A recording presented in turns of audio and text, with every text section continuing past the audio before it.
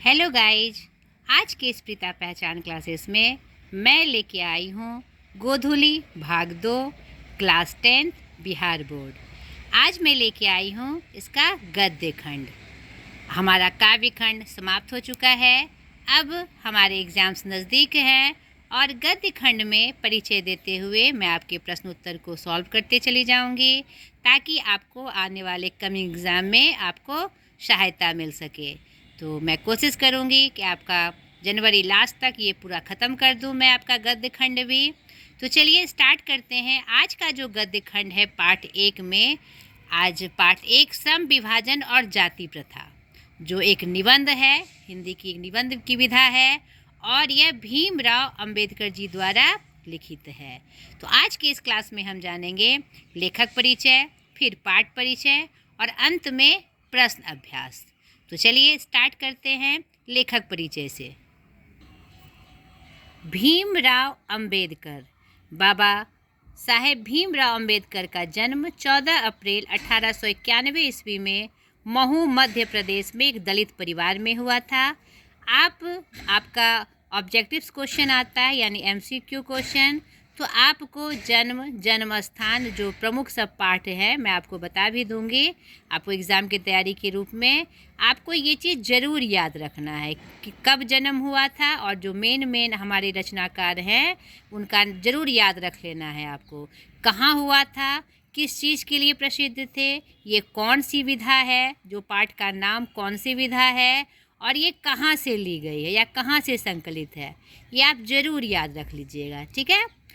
मानव मुक्ति के पुरोधा बाबा साहेब अपने समय के सबसे सुपठित जनों में से एक थे। प्राथमिक शिक्षा के बाद बड़ौदा नरेश के प्रोत्साहन पर उच्चतर शिक्षा के लिए न्यूयॉर्क अमेरिका, फिर वहां से लंदन इंग्लैंड गए। उन्होंने संस्कृत का धार्मिक और पौराणिक पूरा वैदिक वाङ्मय अनुवाद के जरिए पढ़ा और ऐतिहासिक सामाजिक क्षेत्र में अपने मौलिक स्थापनाएं प्रस्तुत की। सब मिलाकर वे इतिहास मीमांसक, विधिवेता, अर्थशास्त्री, समाजशास्त्री, शिक्षाविद तथा धर्म दर्शन के प्रख्यात बनकर उभरे। स्वदेश में कुछ समय उन्होंने वकालत भी की। समाज और राजनीति में बेहद सक्रिय भूमिका निभाते हुए उन्होंने अछूतों, स्त्रियों और मजदूरों को मानवीय अधिकार व सम्मान दिलाने के लिए अथक संघर्ष किया। उसके चिंतन व रचनात्मकता के मुख्यतः 3 प्रेरक व्यक्ति रहे। ये बात आपको याद रखनी है, बुद्ध, कबीर और ज्योतिबा फूले जी।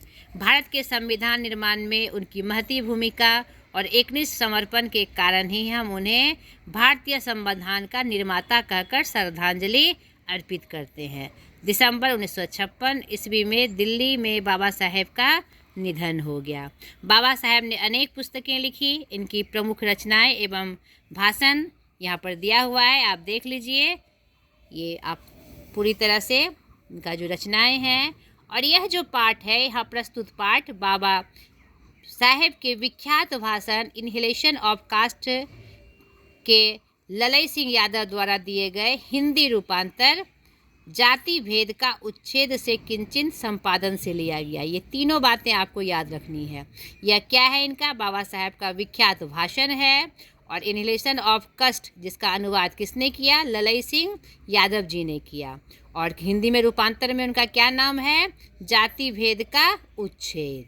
ठीक है। यह भाषण जाति पातिक तोड़क मंडल लाहौर के वार्षिक सम्मेलन सन 1936 के अध्यक्षीय भाषण के रूप में तैयार किया गया था। ये भी आपको याद रखना है। किसके लिए किया गया था, जाति पातिक तोड़क मंडल लाहौर के वार्षिक सम्मेलन के लिए। परंतु इसकी क्रांतिकारी दृष्टि से आयोजकों की पूर्णतः सहमति न बन सकने के कारण सम्मेलन स्थगित हो गया और यह पढ़ा ना जा सका। बाद में बाबा साहेब ने इसे स्वतंत्र पुस्तिका का रूप दे दिया। प्रस्तुत आलेख में वे भारतीय समाज में श्रम विभाजन के नाम पर मध्ययुगीन अवशिष्ट संस्कारों का जो बरकरार रूप है, जाति प्रथा पर मानवीयता, नैसर्गिक न्याय एवं सामाजिक सद्भाव की दृष्टि का विचार उन्होंने इसमें स्पष्ट किया है। ठीक है। तो ये उनका प्रमुख परिचय था। आपने देखा कि एक हर तरह से वह एक विद्वान शख्सियत के रूप में हमारे सामने प्रस्तुत होते हैं। अब उनका जो निबंध है उसके बारे में हम इन शॉर्ट में जान लें।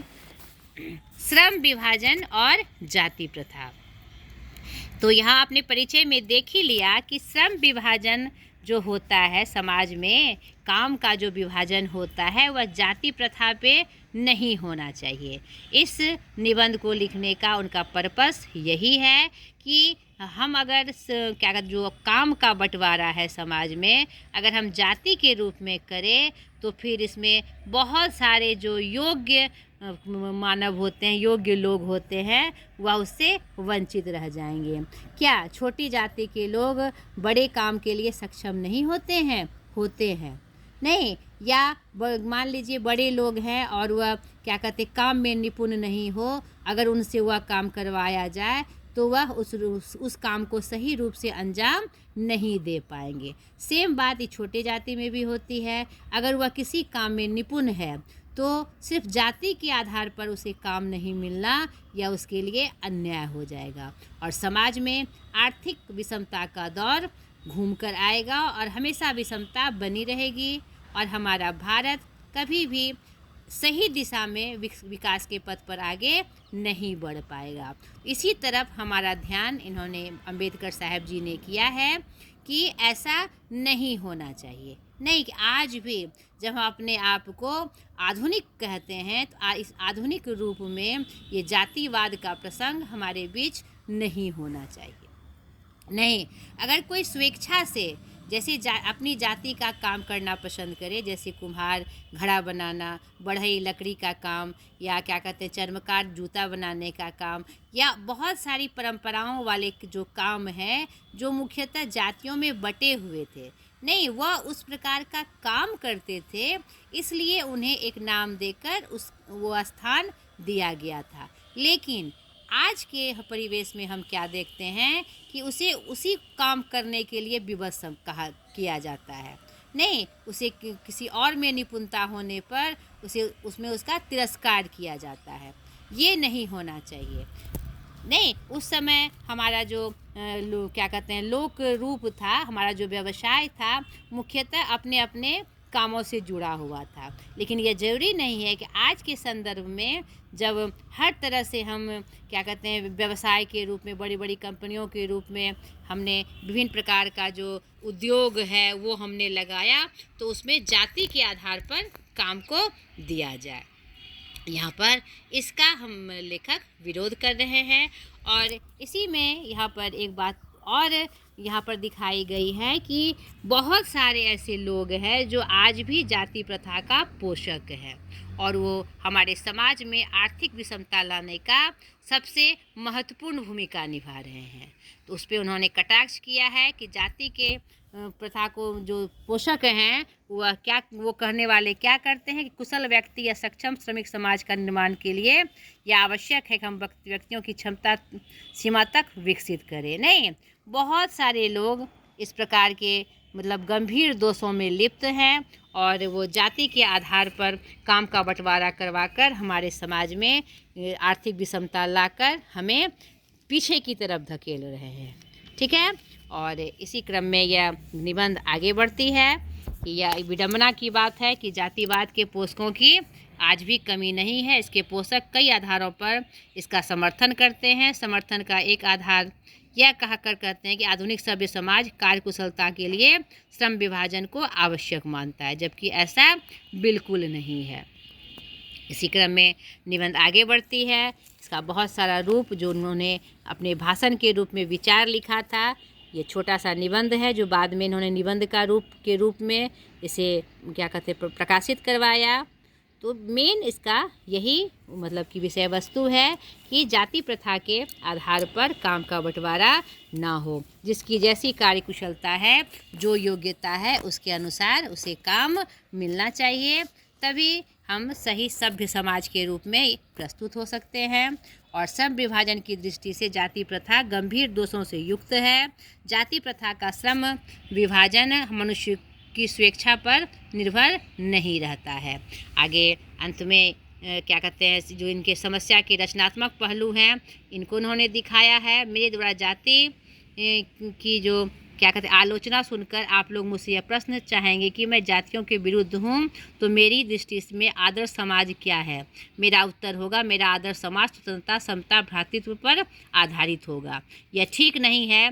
भ्रातृत्व अर्थात भाईचारे के किसी भी रूप में जो संभव हो सकता है, इसका रूप यहाँ पर नहीं होगा। ठीक है, किसी भी आदर्श समाज में इतनी गतिशीलता होनी चाहिए जिससे कोई भी वांछित ना हो, सबकी भागीदारी इसमें होनी चाहिए। यानी अंतिम में सार के रूप में उन्होंने स्पष्ट किया है, एक स्वच्छ समाज के लिए, एक आदर्श समाज के लिए सबको एक साथ लेकर चलना होगा। हमारी जो आर्थिक विषमता है उसे दूर करना होगा। जातिवाद के नाम पर क्या कहते हैं जो सामाजिक विषमता है उसे भी दूर करने की कोशिश करनी चाहिए, ताकि एक स्वच्छ समाज का निर्माण हो सके। तो सर्वप्रथम आप इस निबंध को अच्छे से पढ़ लीजिएगा, ताकि इसकी विषय वस्तु आपको समझ में आए, कौन सी बात इसमें कही गई है वह स्पष्ट रूप से आप जान सकें। तभी आप अपना जो क्या कहते हैं प्रश्न अभ्यास है सही से बना पाइएगा। तो चलिए अब प्रश्न अभ्यास की तरफ भी मैं आपको इशारा कर दूं, कौन सी बात आई है इसमें और किस तरह से इसका आंसर करना है। बोध और अभ्यास। पाठ के साथ लेखक किस विडंबना की बात करते हैं? विडंबना का स्वरूप क्या है? लेखक उस विडंबना की बात करते हैं कि जहां आज हम अपने आप को सभ्य और आधुनिक कहते हैं, तो इस समय में भी जो हम जाति के नाम पर काम का बंटवारा करते हैं, जो श्रम का विभाजन करते हैं, वह उचित नहीं है। नहीं, आज भी बहुत सारे जो जातिवाद के पोषक हैं वह कार्यकुशलता का निर्धारण जाति के आधार पर करते हैं। यह सब सुनकर उन्हें विडंबना की बात लगती है कि आज के समय में भी यह ऐसा रूप है। विडंबना का स्वरूप उनका यही है कि आज भी हम छोटी मानसिकता के शिकार हैं, आज भी हम जातिवाद के आधार पर काम का बंटवारा करते हैं और उसे कार्यकुशलता उसके जाति के आधार पर साबित करते हैं। यही उनके लिए विडंबना की बात है। दूसरा, जातिवाद के पोषक उसके पक्ष में क्या तर्क देते हैं? जब आप निबंध को पढ़ेंगे स्टार्टिंग में ही ये बात आई है, क्या कहते हैं पाठ के अनुसार जातिवाद के पोषक उसके पक्ष में यह तर्क देते हैं कि जाति आज जो हमारा समाज है वह कार्यकुशलता के लिए जाति पर पूर्णतः निर्भर करता है। किसी की कार्यकुशलता अगर वह श्रेष्ठ जाति का है तो उसकी श्रेष्ठ होगी और वह निम्न जाति का है तो निम्न होगी। इस तरह का क्या कहते हैं पक्ष जातिवाद के पोषक तत्व के लोग करते हैं। ठीक है, जातिवाद के पक्ष में दिए गए तर्कों पर लेखक की प्रमुख आपत्तियां क्या है? आपने निबंध में जब आप पढ़ेंगे तो देखेंगे कि जातिवाद के पक्ष में गए दिए तर्कों पर लेखक की प्रमुख आपत्ति यह है कि आज के एक आदर्श समाज के लिए जाति के आधार पर काम का बंटवारा करना गलत है। जाति के आधार पर उसकी कार्यकुशलता तय करना बिल्कुल गलत है। और यहाँ पर दिखाइए कि उन्होंने आपत्ति जाहिर की है कि जाति प्रथा को यदि श्रम विभाजन मान लिया जाए तो यह स्वाभाविक विभाजन नहीं होगा, क्योंकि यह मनुष्य की रुचि पर आधारित नहीं है। हमें आज जब हम स्वतंत्र हैं और हमें समता का अधिकार प्राप्त है तो सभी लोग को समान अधिकार मिलना चाहिए। जिसकी जिसमें जैसी रुचि है और जैसी कार्यकुशलता है उसे उस कार्य का बंटवारा उसके लिए ज़रूर होना चाहिए। और कुशल व्यक्ति या सक्षम श्रमिक समाज का कोई भी हो सकता है और उसे हर निर्माण कार्य के लिए आवश्यक है व्यक्तियों की क्षमता उस सीमा तक विकसित कर उसे उस कार्य में लगाया जा सके और उसका चुनाव किया जा सके। ठीक है, तो यह इस प्रकार से जातिवाद के पक्ष में दिए गए तर्कों का लेखन प्रमुख आपत्ति दर्शाते हैं। चौथा, जाति भारतीय समाज में श्रम विभाजन का स्वाभाविक रूप क्यों नहीं कही जा सकती है? जाति भारतीय समाज में श्रम विभाजन का स्वाभाविक रूप क्यों नहीं कही जा सकती? क्योंकि हमारा जो भारतीय समाज है, हमें जो क्या कहते हैं संविधान से जो अधिकार मिले हैं वह उसमें हमारा है समता का अधिकार, जो कि प्रमुख अधिकार है। तो फिर अगर जाति के आधार पर हम श्रम का विभाजन करें तो जो समता का अधिकार है उसका सही पालन नहीं हो पाएगा, और ये स्वाभाविक रूप से भी गलत है। नहीं, हम जिस चीज़ के लिए कार्यकुशल हैं उसमें हमारी जाति का होना कोई मायने नहीं रखता है कि हम इस जाति के हैं तो हम ये काम नहीं कर सकते, यह आवश्यक नहीं है। नहीं, हमारे जिसमें रुचि है, मान लीजिए कोई कुम्हार का बेटा कुम्हार का काम करना नहीं चाहता है, किसी अन्य क्षेत्र में काम करना चाहता है, उसमें उसकी रुचि है, उसमें उसकी पकड़ है, तो वह वही काम सही रूप से करेगा। अगर उससे कुम्हार का काम कराया जाए तो वह सही रूप में उस काम को अंजाम नहीं दे पाएगा। उसकी रुचि जिसमें है उसी काम को वह सही अंजाम दे सकता है, सही रूप से कर सकता है।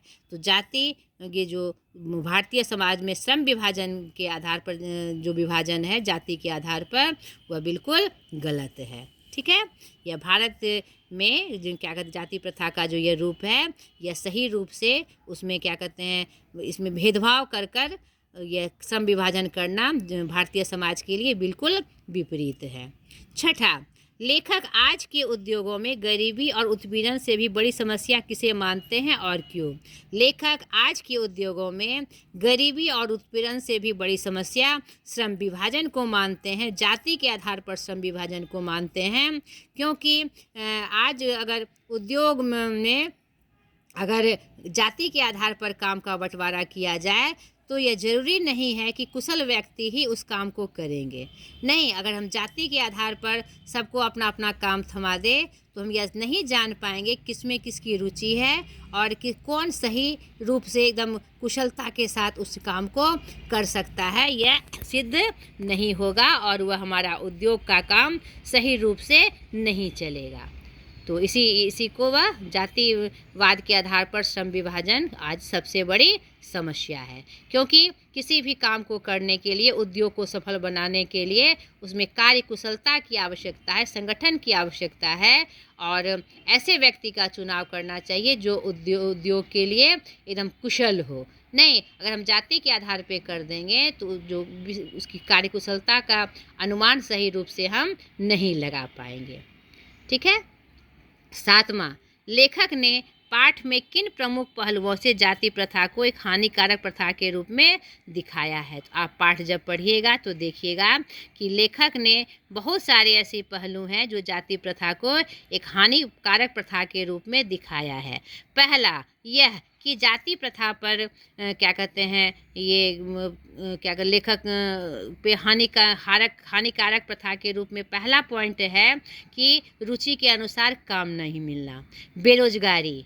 नहीं, तीसरा आर्थिक विषमता, चौथा सामाजिक विषमता, और पांचवा हीन भावना को भरना। ये सब क्या कहते हैं ये जो हानिकारक रूप है ये हमारे जाति प्रथा के रूप में दिखाई पड़ता है। आठवां, सच्चे लोकतंत्र की स्थापना के लिए लेखक ने किन विशेषताओं को आवश्यक माना है? एक सच्चे लोकतंत्र क्या है? जनता का, जनता के द्वारा, जनता के लिए।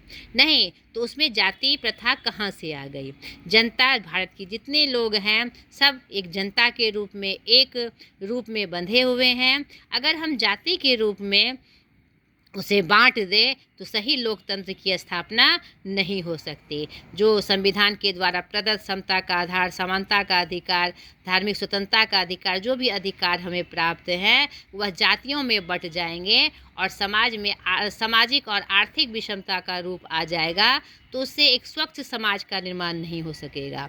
और स्वच्छ समाज का निर्माण नहीं हो पाएगा तो हमारा स्वच्छ एक सुगठित देश का भी निर्माण नहीं हो पाएगा। हम आपस में लड़ते रहेंगे, एक दूसरे को जाति के नाम पर हम व्यंग करते रहेंगे, घात करते रहेंगे और सही रूप से हम आगे नहीं बढ़ पाएंगे। एक सच्चे लोकतंत्र के लिए कि जो ये आवश्यक है कि हमें ऐसी विशेषता होनी चाहिए जो संविधान द्वारा हमें प्रदत्त अधिकार है उसका सही रूप से पालन हो सके।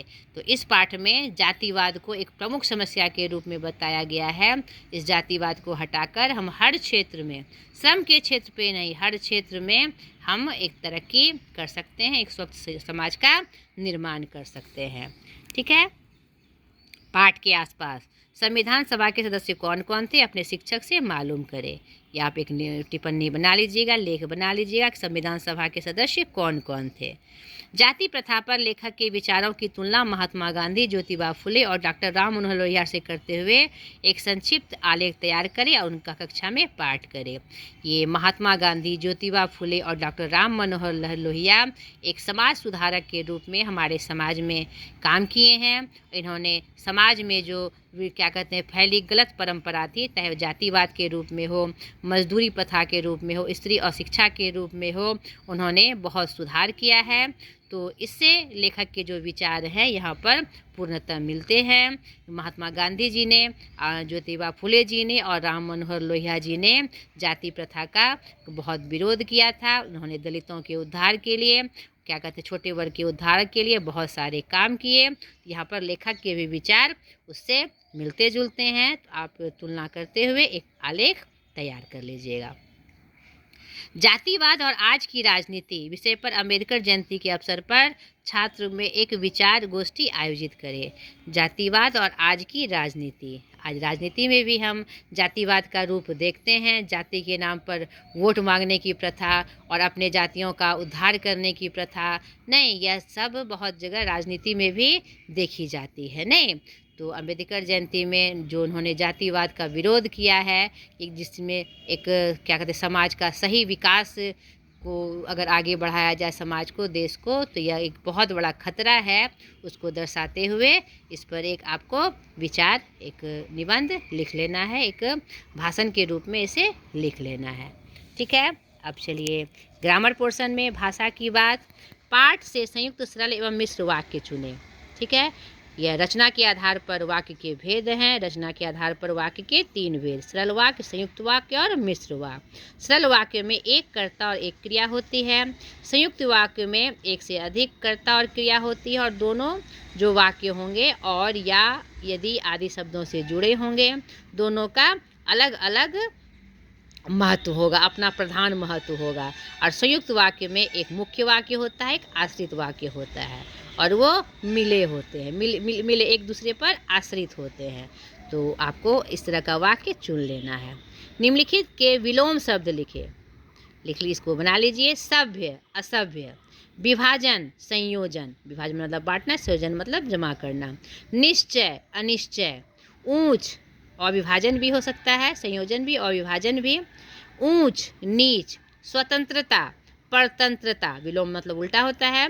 दोष, गुण। सजग यानी जगा हुआ, सुप्त। रक्षा, अरक्षा। पूर्व निर्धारण, अनिर्धारण। ठीक है, जो पहले से निर्धारण और पहले से नहीं निर्धारण। पाठ से विशेषण चुनें तथा उनका स्वतंत्र वाक्य में प्रयोग करें। विशेषण क्या होता है? जो संज्ञा या सर्वनाम की विशेषता बतलाता है। उन शब्दों को चुनकर आपको वाक्य में प्रयोग करना है। निम्नलिखित के पर्यायवाची शब्द लिखें। पर्यायवाची मतलब क्या होता है? सेम उसका दूसरा नाम। दूषित, गंदला। श्रमिक, मजदूर। पेशा, व्यवसाय। अकस्मात, अचानक। अनुमति, अनुमति मतलब किसी का यानी मांगना, आज्ञा। ठीक है। अवसर, मौका। परिवर्तन, बदलाव। सम्मान, सम्मान मतलब मान, इज्जत। ठीक है। ये व्याकरण पोर्शन भी आपका यहीं समाप्त हुआ। आप अच्छे से इस निबंध को पढ़ लीजिएगा और ध्यान से रखते हुए अंबेडकर साहब की जो बातें हैं उसको MCQ क्वेश्चन के रूप में, उनका जन्म, मरण, उनका ये कहाँ से संकलित है, ये पाठ कौन सी विधा है, इस रूप में आप तैयार करके इसे याद कर लीजिएगा। तो ठीक है, ढेर सारी शुभकामनाओं के साथ आज मैं यहीं पर ख़त्म करती हूँ। फिर अगले क्लास में एक नए वीडियो के साथ मैं हाजिर हो जाऊँगी। बाय।